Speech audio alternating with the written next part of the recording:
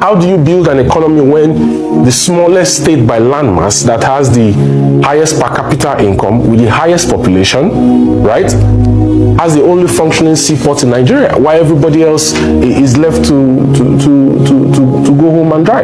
It doesn't make sense. This is the reason why I'm saying to the president that it is economic injustice, and Nigeria is structurally, like skewed to favor Lagos economy, and this is the basic truth. The Calabar deep seaport draft has not been done. The documents at the ICRC has been cleared for Akwa Ibom deep seaport project in Ibom. Yeah, the federal government has sat on it, because if you look at the structure, 20% of the shares belongs to the federal government, 20% belongs to the state government, and 60% belongs to interested private sector investor. And that 60% was given as a 34-year concession, a PPP with Bolloré Logistics, like 2 or 3 years ago. Have you ever asked yourself, why is it that there is no seaport in the southeast? There is no international airport as it is working in the west, in Lagos precisely. There is no big infrastructure in the southeast. Meanwhile, all these things are in the west, in Lagos. Let me shock you. Do you know that when it comes to landmarks in Nigeria, that Lagos is the smallest? Are you aware of that? Oh yes, you can Google it. Lagos is the smallest when it comes to landmarks in Nigeria. Yet, that smallest city is the city they want to load with everything. Excuse me. Seaport, international airport, everything, all the big factories, big industries, there. Have you ever asked yourself why? They said we are one Nigeria. So why is it that this oneness cannot extend to every other tribe and every other religion and every other, region? Why? Oh my goodness, Nigeria. Sometimes I sit down like this, I think about so many things that is happening in this country. I will say, God, I don't know how and why we ended up here. I don't know. We don't have any oil refinery here. We don't have any oil draining point here. We have oil draining point in Imo State, in Port Harcourt, in Rivers. Yet those places, the refineries, they are not working. Just to fix them, like the one in Port Harcourt, we have a refinery there just to fix it. The government couldn't fix it. Instead, what they did was to bring trillions of dollars to come and build another new one in the West. In Lagos, we are still talking about. Why I'm bringing all this for you? These are things that are happening. So I don't think I'm manufacturing anything from my head. These are things. There is the largest refinery in Africa is in Lagos now. No, because Dangote refinery. Say they lie. So why I'm bringing all this for you is for you to know what is happening. Oh yes, it's for you to know what. And when people begin to agitate, they will say, why are they agitating? Please take a little time. Watch this analysis our brother gave on Channels Television. Please watch it, because maybe it will also, make you to understand some of the things that is happening. And then after watching it, you drop your own comment on the comment section, what you think about it. Why is the federal government not putting as much effort in making sure that they start building Akwa Ibom deep seaport like they did for Lekki deep seaport in Lekki Free Trade Zone? And now the Minister of Marine and Blue Economy is saying that they are going to cut investors, and they are doing drawings to see that they start Bakassi deep seaport. How can Lagos have 3 functioning seaports with a 4th one in the works and every other place is languishing? How do you build an economy when everything is centered around Lagos? Is it because the Lagos establishment is afraid that if there is an operational seaport in the eastern maritime flank, which geographically is better for maritime operations, you're going to have diversion of port operations from the southeast, the south-south, the northeast to Akwa Ibom? Is it because they're afraid of revenue losses? It doesn't make any sense. We have to say the truth to power. All right. Kevin, you're right. We have to say the truth to power. And thank you for doing that as well. And you know, yesterday you put out a series of tweets highlighting these issues regarding the Calabar seaport. But you also stated in your tweet about the fact that the Southeast is the only region in the whole of Nigeria that doesn't have a high pressure transmission pipe for gas running through it. I'd love for you to highlight that as well. And now you've asked the federal government to decentralize port operations to the Eastern Maritime Corridor, you know, so that the Southeast and the Northeast can benefit. Now, why do you believe that this has been so difficult to achieve? Oji, you know, it's interesting you ask this question, and the reason I don't know what the Southeast Governors Forum are doing. I don't know what they discuss when they meet, but there are critical areas that we must address and we must bring to the table as soon as possible. The Southeast, yes, is the only region that does not have a high pressure gas transmission pipe to take natural gas through it.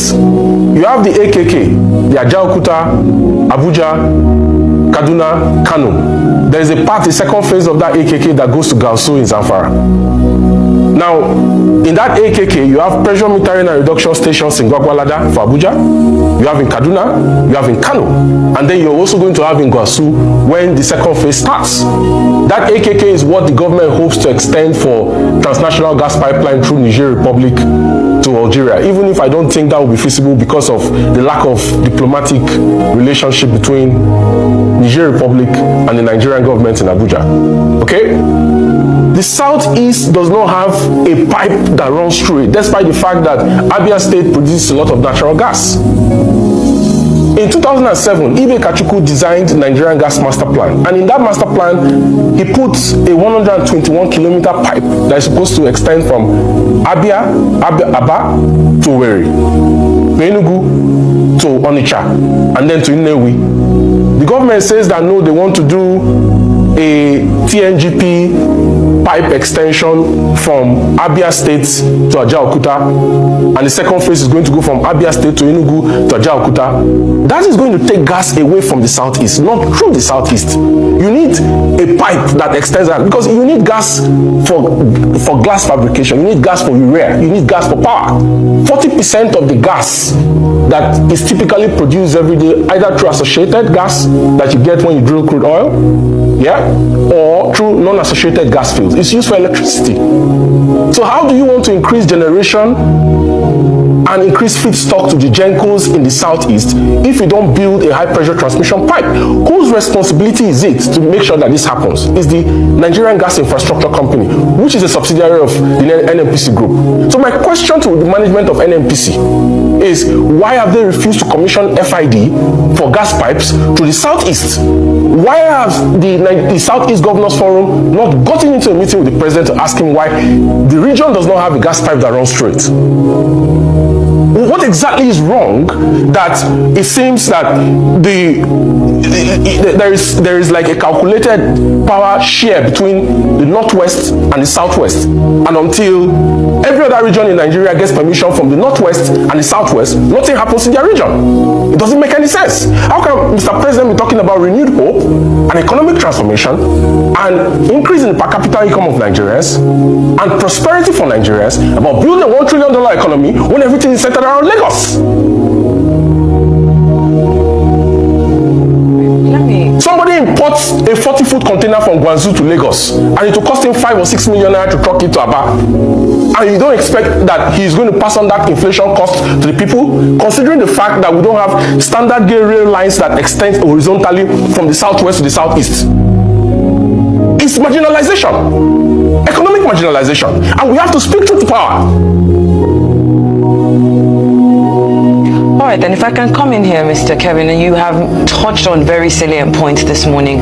But if we focus on how to decentralize these port operations, you know, with port activities concentrated in Lagos, Nigeria is still facing issues of congestion, of inefficiency, and like you even said, increased costs of doing business, because at the end of the day, it's the consumer who bears the brunt of, you know, of what's currently happening. So when we look at why decentralizing the port operations across the country, including strategic seaports like Calabar, One, Warri, remaining a persistent challenge. What are those systemic reforms? What are those infrastructural investments that are necessary to make this decentralization a reality?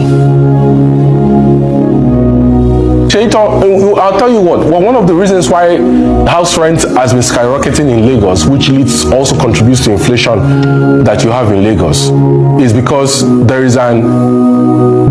demand is higher than supply of houses in Lagos. Lagos is creating, there isn't enough infrastructure to accommodate the population, and that's because you've centralized the entire Nigerian economy.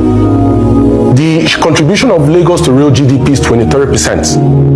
Lagos State's FAC to IGR ratio is 22% to 78%, which means 78% IGR, 22% FAC.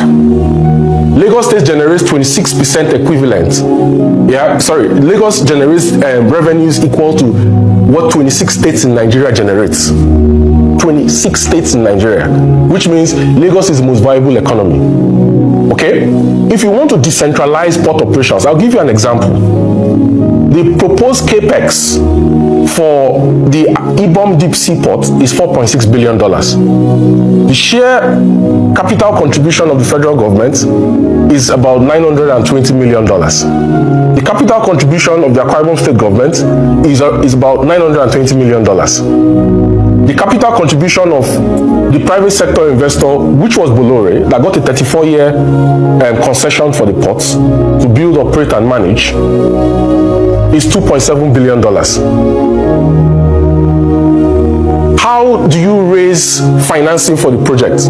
Afrexim will gladly put up counterparty funding for this Akwa Ibom State government. Akwa Ibom State government can go to the debt capital markets and raise a state government bond to finance its own share. Akwa Ibom State government has a lot of liquidity because it has 13% derivation. It has a huge share from FAC because it's an oil producing state. The federal government can also get Afrexim to finance its own side of the capital contribution for the project. These are the kind of projects that the government is supposed to borrow for, not to borrow to refinance existing debts, or to borrow to pay salaries, or to borrow to fund the expensive lives of politicians in Abuja. You invest in capital projects that will generate revenue and create jobs for the people and improve their standard of living. So, if you're asking me how we can decentralize port operations, I'm giving you a practical example of a seaport in the Eastern Maritime Corridor that can improve trade and can help to decongest Lagos. The Akwa Ibom Deep Seaport, by the way, has a shore to sea that is 16 kilometers. It's the shortest distance to deep sea in the whole of Nigeria. Shorter than Lagos, shorter than what you have in Lekki, shorter than Apapa, shorter than Tinkan, shorter than the proposed Badagry Deep Seaport. As a matter of fact, I'll tell you what. With the tension in the Middle East, you saw what happened to the aircraft, the Azerbaijan aircraft that flew through the Black Sea and was shot down by Russian defense missile.